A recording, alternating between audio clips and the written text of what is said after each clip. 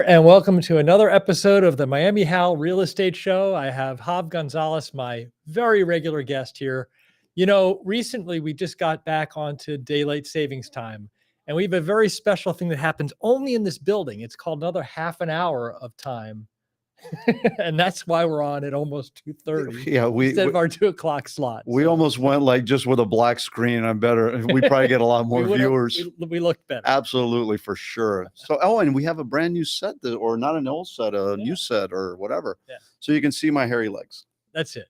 And I don't wear pants. And unlike you, you do not have on the sandals. No. As I've gotten older, I've had to put tennies on because we don't want to the see hip and all that stuff. Yeah, it's bad news. It's like get to a certain age. Well, listen, that's the fun part of the show. Now we're going to get to the meat of the matter, which is actually important for all of us throughout Florida, but in particular South Florida, and certainly those that are in and around the Surfside area. And that is, we've got an ongoing issue that Surfside shed a light on, and that is, what do we do with aging condos?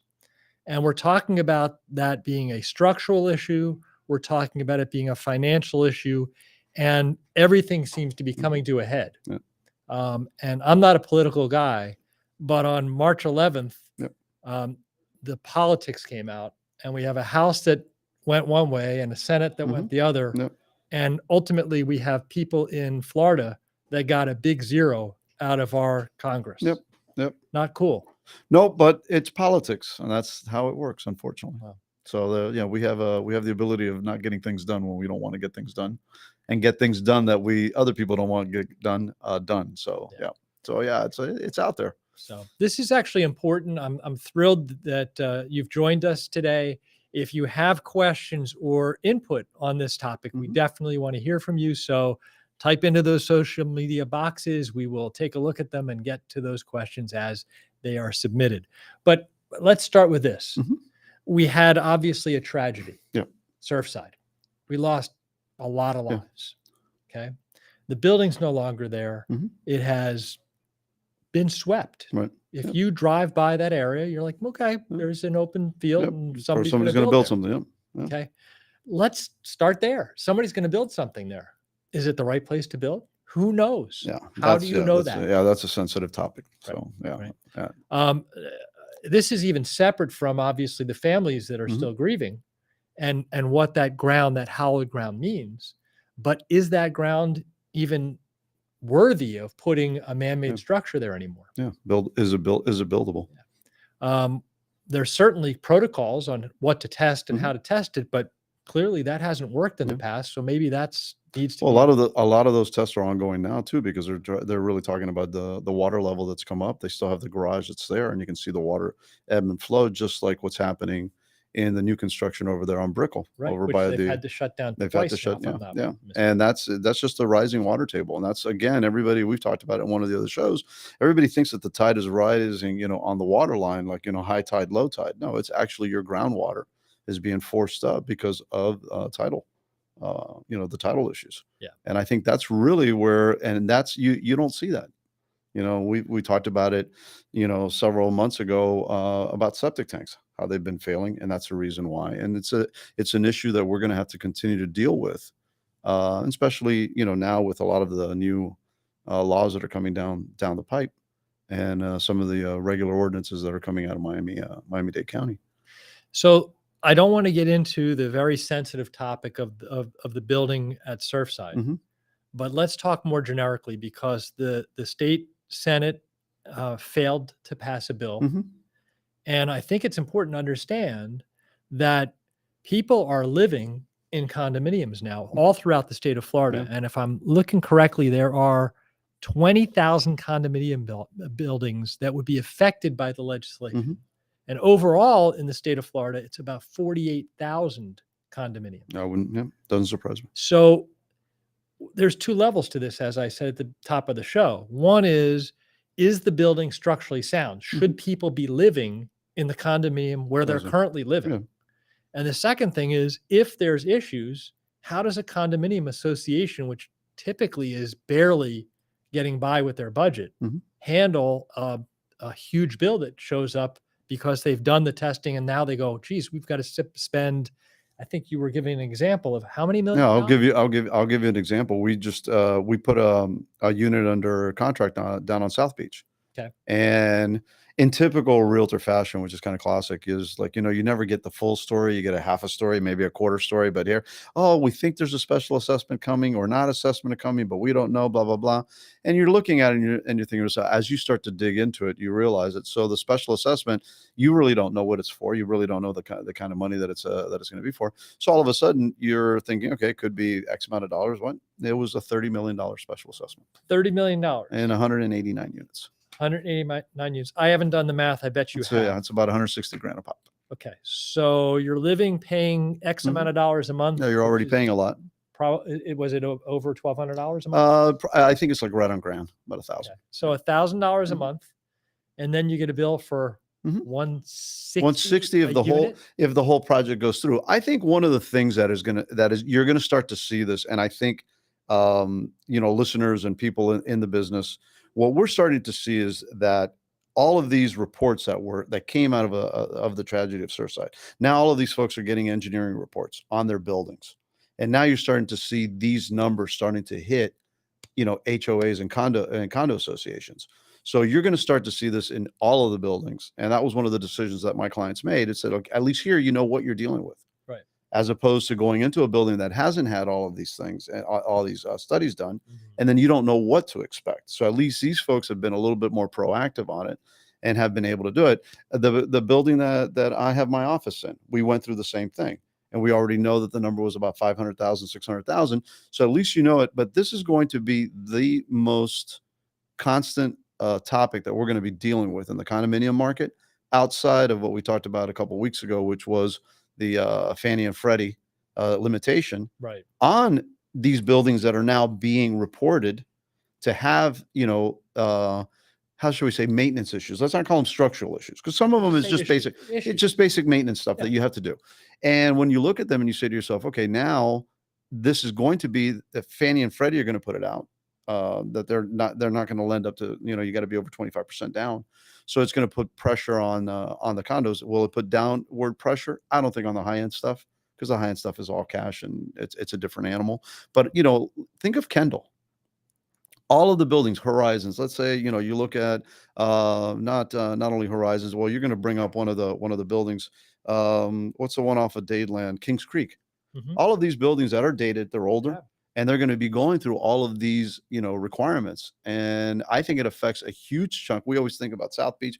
We always think about Brickell, but now we're thinking about affordability throughout the whole county that is going to be impacted by all of these ordinances and laws. Let's back up a little bit, because maybe our audience doesn't understand what's kind of being proposed, because obviously nothing's been adopted. Right. So the proposal generally is to adopt changes to our existing condominium building code. Right. And the building code says any building after it is 40 years old needs to be certified. Right. Meaning, are all the life safety systems in place? Do we have any issues with plumbing, roof, electrical? Yeah, life safety issues. Right. Okay. Yeah. Now, after the 40 years, it's every 10 years thereafter. Right. And that is throughout the state. The proposal is, let's really look at the things that are close to the water. So if you're within, I believe it's 3 miles of the coastline, right, there's one proposal that you would go every 30 years. For 30 to begin, rather your than first, 40, right, you go to right, 30, your first. and then continue with the every 10 years thereafter. Right. There's other sub proposals that could even be 25 years before before the first one, rather than 40 or 30.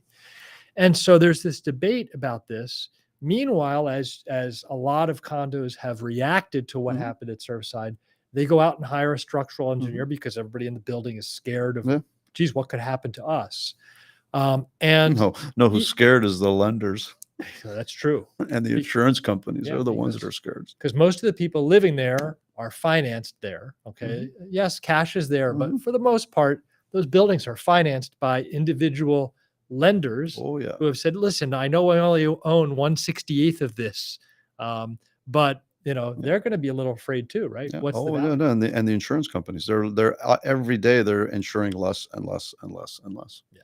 And that's your indicator. It's going to become very, very, it's going to be difficult for associations to not address the issues that they have. And I think that's really going to be the big takeaway that we're going to see. And that's what we're seeing already with a lot of the numbers that are coming back at us, is that these associations that have not been doing anything, that have been basically just using it as a little, fun thing for them to do as, retirees or whatever, you're going to start to see that these associations will have to be better run, more professionally managed, more financially sound, and that's going to affect everyone that's in these units from a maintenance issue. Yeah. Well, it's going to affect individuals' finances. Yeah, absolutely. I'm still of working years, Mm-hmm. and so I could absorb a certain amount of change with the condominium fees that I have to pay each month. Yeah. But if you're retired and you're on fixed income, difficult. And that is supposed to be the last place you want to live, and all of a sudden your maintenance goes from, let's say, $800 to $1,700, what does somebody do? Yeah. And the answer is punt, right? Yeah. There's nothing to do. You're gonna end up selling the unit and moving to Iowa. I always pick Iowa. It's always nice. A lot of You think it's cheaper in Iowa? That's probably what it is. little.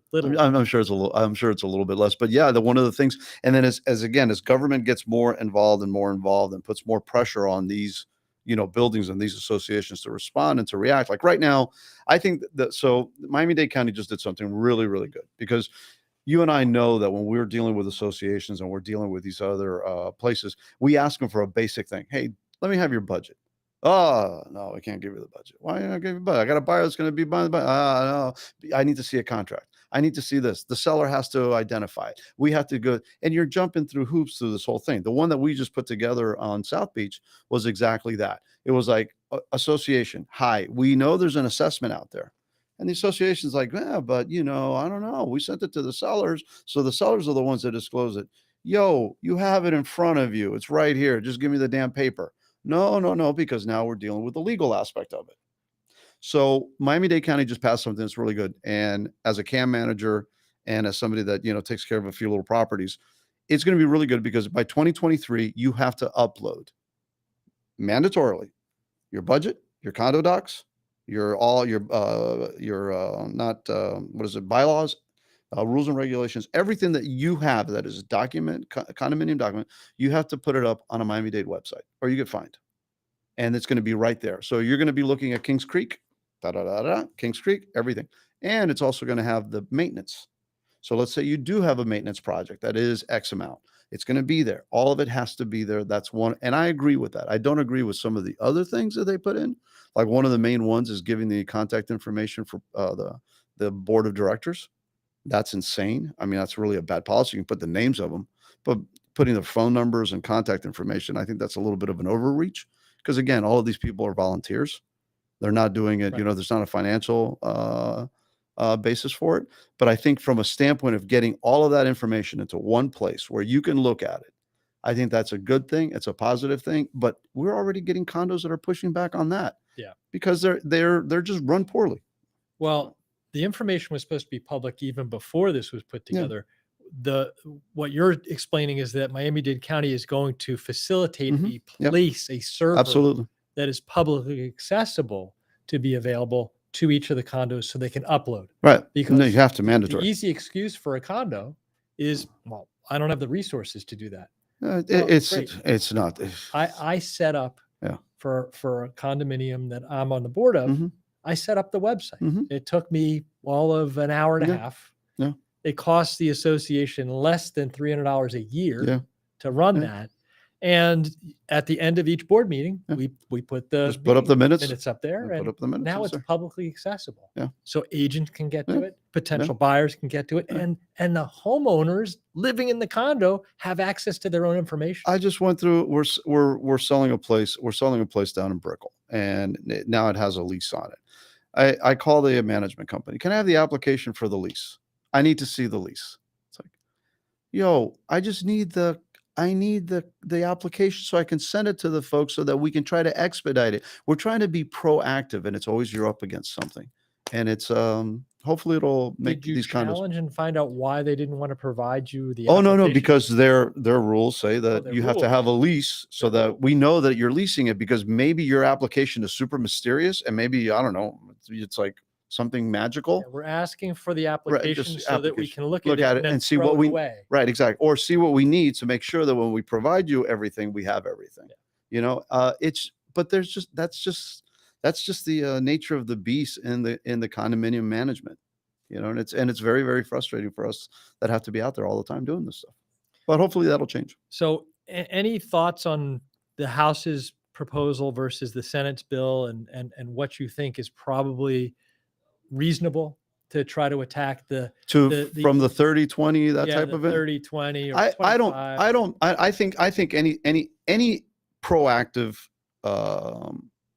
anything you do proactively is better than just sitting around. I think a lot of the little things that are happening on the ordinance sides are going to be very good.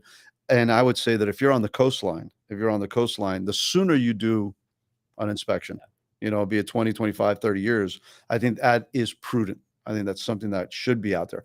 The whole thing, though, is when we get into, when we look at the state, is it actually then becomes state law.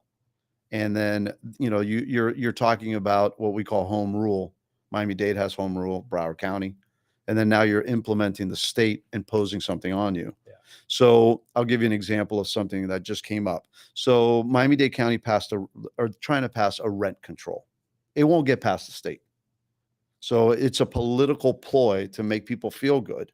So also the thing now that if you're going to increase over 5% on your rental, you have to disclose it within 60 days. Any good, smart landlord disclosed that anyway because they knew it. But now they say it's going to be mandatory. Well, the state doesn't do that because we're governed by Landlord-Tenant Act. So really it's 30 days or 45 days. So now the county is trying to impose something that the state is going to say no. No. So it's all politics. It's all for show. It's all really pretty. And everybody gets, our prices go up for a simple reason. We've talked about this overly. We don't have anywhere to build.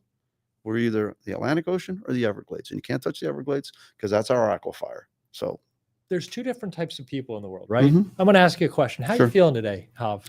I feel a little tired today. I played golf yesterday. My back But hurts. overall, health-wise, are you good? Oh, or I bad? feel pretty good. I feel pretty good. Okay. Yeah. Have you been to the doctor in the last last year? No, yes. Okay. Yeah. So you're one type of person, and there's certainly another type of person out there that says, I feel great. Mhm. When's the last time you've been to the doctor? 8, 9 years ago. Ignorance is bliss. It's the head in the sand mentality, and that is what many of the condominium associations have practiced for years. Yeah.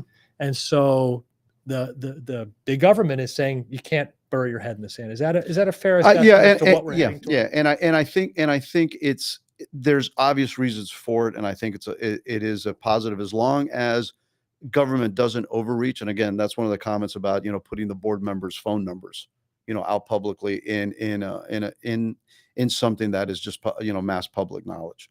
We put ourselves out publicly because it's our business. But these these directors, it's just a bad policy in my eyes. Yeah, there's a lot going on here, and it's going to continue. Your general guess as to how long this takes to play out, where we get a bill that's passed and we can turn it into a law and start enacting the policies within that bill? 2025. Okay. Because 2023, you're going to see already. 2023, you're going to see the counties implementing it, and probably some other counties will follow along. Because again, I think it's an excellent policy. Yeah. I just don't like some of the disclaimer, not disclaimers, but the disclosures they have to put in again about the board of directors. But I think it's a good start to getting information out. And again, the more information you get out, the better. We're taught disclose. And I think the more information you get out there, the better off you're going to be in the long run. And I think that's critical. But short term, you're saying 2025 until this all kind of shakes out and plays the way it's supposed to play. Short term, we've got still a runaway market when it comes to single family homes, and not so much of a runaway market with condos. Right. Is that fair? Yeah. And at certain levels, I think the lower end is still runaway. Okay. The higher end, I think you got to find somewhere to land, right? Yeah. Or, the higher end stuff will, just take a little bit less market share, as we move forward. Yeah. But the low end stuff, no man, the low end stuff is nuts. So I'm gonna throw a little curveball at you and ask you how does the state handle something like this? We're talking about reducing from the first assessment of a building's health at 40 years to either 30 or 25 or perhaps even 20. What happens, because this happened about a year and a half ago, I went into a brand new building, I'm not going to mention the name, and we were, escorted in with red carpet and drinks and a nice luncheon, and look at all this beautiful new space that we are creating for people to live in Miami. We went out on a balcony on like the 30 something odd floor, and I look up and the building is spalling. This is already falling apart and it hasn't opened yet. How many lawsuits do you get from as soon as they turn it over from the developer to the condo association? The pools are leaking. It's just, well, let's not call it shoddy construction. It's just everybody's on a budget to build these buildings. Right. And that's one of the key elements. You've got to turnkey this thing as quick as you can, and you got to CO it as quick as you can. If not, you're losing money. And there is oversight. I've had this conversation with other folks. It's like, we can have all of the great zoning laws and everything, but you're still dealing with human nature. And if I'm up on the 30th floor and I have a bad day, maybe I miss a screw or two on that window. It's our reality. Was the way things were constructed better or worse 30 years ago? I think the construction aspect, yes, the physical talent of the folks that were doing it was better. The materials were not as good as they are today. All right. I think that's a fair assessment. So I would tend to agree with you. I Obviously, neither one of us are formally trained in that. No. But I think that throughout all industry, people have lost a sense of pride in what they're doing. Yeah.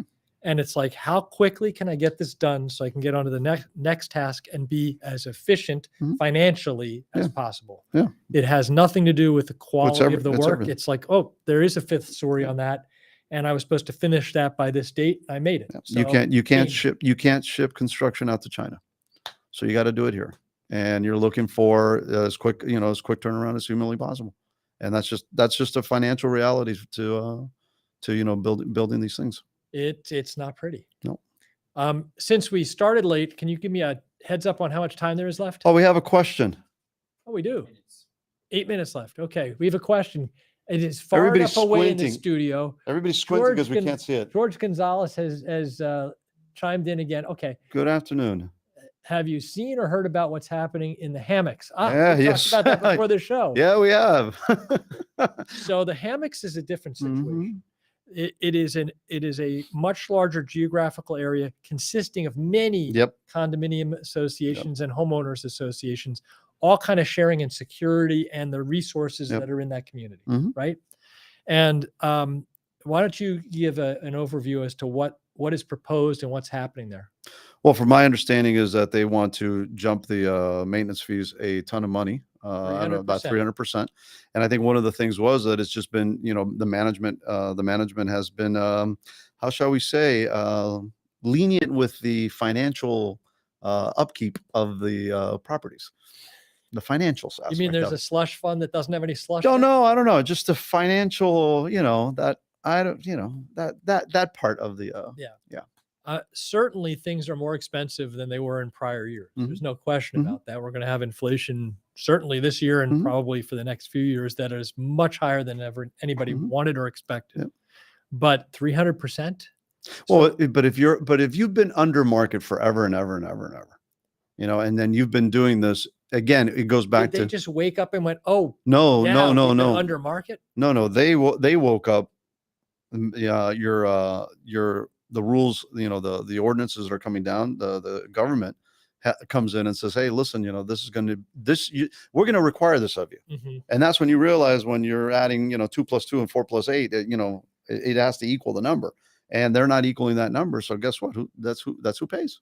That's who ends up paying. And yeah, I wouldn't be 300% does not surprise me, especially for those that you look at. Some of these places have been running, $100.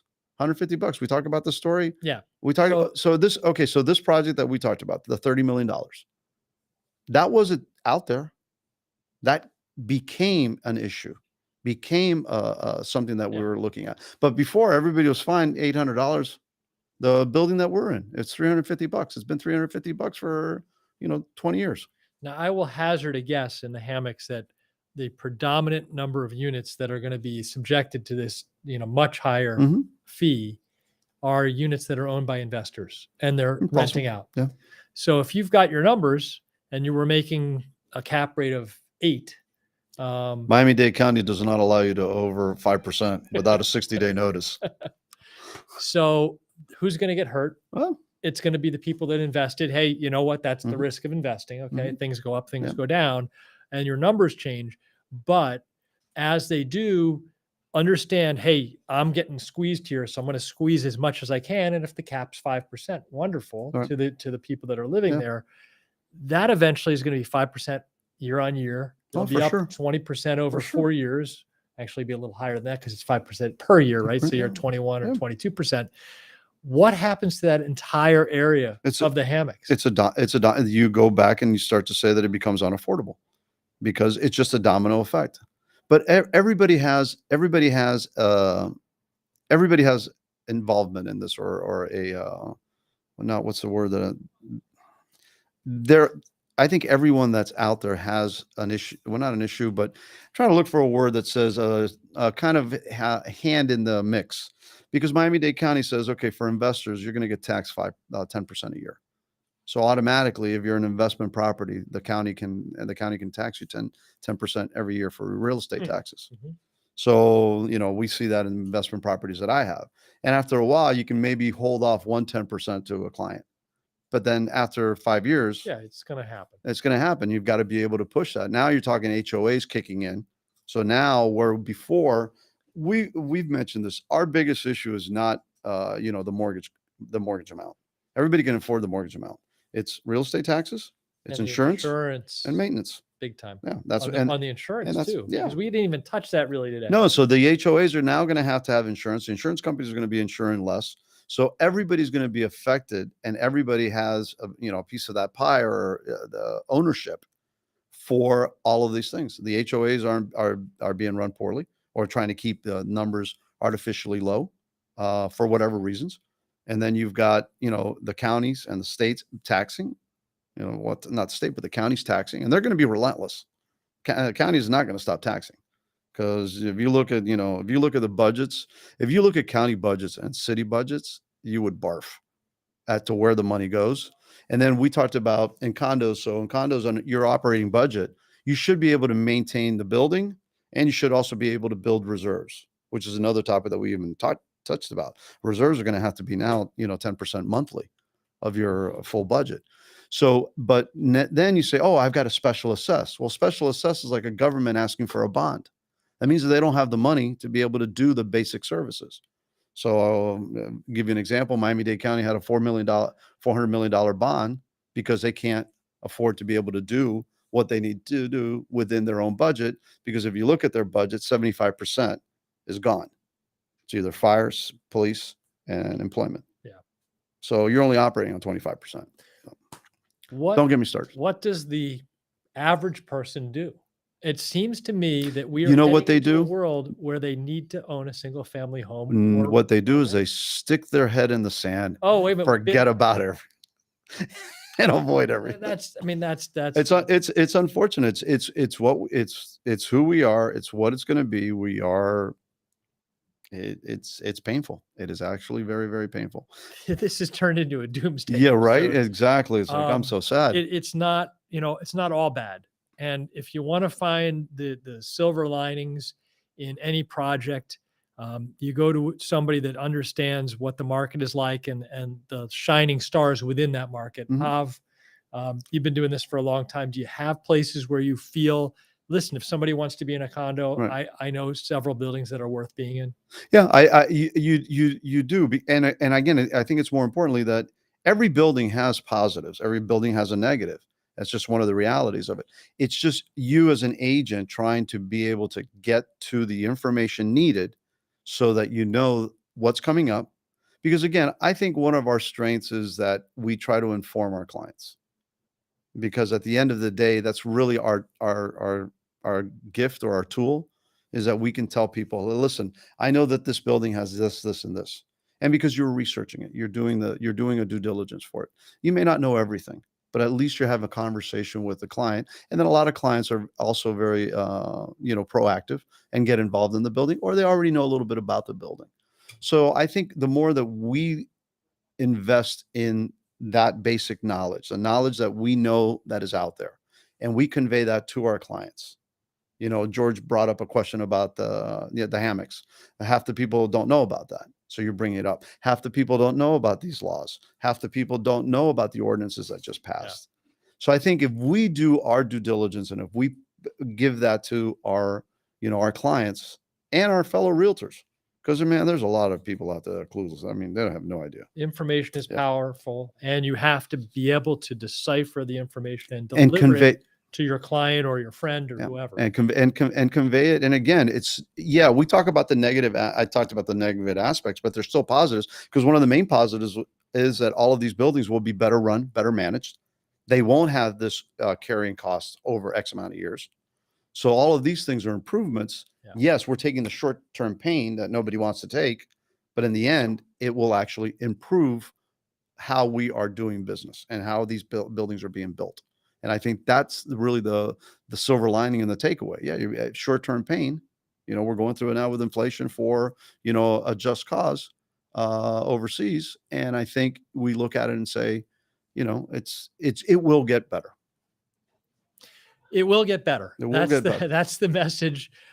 Thanks for tuning in. Are we done? How do people get in touch with you if they want to talk to you about real estate in a more positive manner? In a more positive way, you can reach out to me, 305-582-5085 since 1986. All right. Since slightly after 1986, I'm MiamiHal. You can reach me at 786-693-2005. Next week on the show, and we will be at 2:00 next Thursday. I am told.